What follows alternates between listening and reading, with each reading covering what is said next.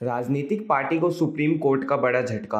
आखिर क्या है चुनावी बॉन्ड? अब काले धन का होगा जड़ से खात्मा। केंद्र सरकार के चुनावी बॉन्ड योजना को रद्द किया जाना चाहिए या नहीं, इस पर सुप्रीम कोर्ट ने गुरुवार को बड़ा फैसला सुनाया। शीर्ष अदालत ने कहा कि चुनावी बॉन्ड योजना के अधिकार और अनुच्छेद 19(1)(a) का उल्लंघन है। चुनावी बॉन्ड योजना के तहत कोई भी भारतीय स्टेट बैंक से चुनावी बॉन्ड खरीदकर राजनीतिक दलों को डोनेशन दे सकता है। दान देने वाले की पहचान गोपनीय रखी जाती है। योजना के तहत किसी भी बॉन्ड से मिली आय जिसे जारी होने के 15 दिनों में भीतर बनाया नहीं जाता, प्रधानमंत्री राहत कोष में जमा की जाती है। चीफ जस्टिस DY चंद्रचूड़ ने भी कहा कि चुनावी बॉन्ड योजना काले धन पर अंकुश लगाने वाली एकमात्र योजना नहीं है, इसके लिए अन्य विकल्प भी हैं। उन्होंने साथ ही कहा कि काले धन पर अंकुश लगाने के उद्देश्य से सूचना का अधिकार का उल्लंघन उचित नहीं। उन्होंने कहा कि नागरिकों का यह जानने का पूरा अधिकार है कि सरकार के पास पैसा कहां से आता है और कहां जाता है। चीफ जस्टिस ने कहा कि राजनीतिक पार्टी को मिलने वाले फंड के बारे में मतदाताओं को जानने का अधिकार है। राजनीतिक दलों को फंडिंग के बारे में जानकारी होने से लोगों के लिए अपना मताधिकार इस्तेमाल करने में स्पष्टता मिलती है।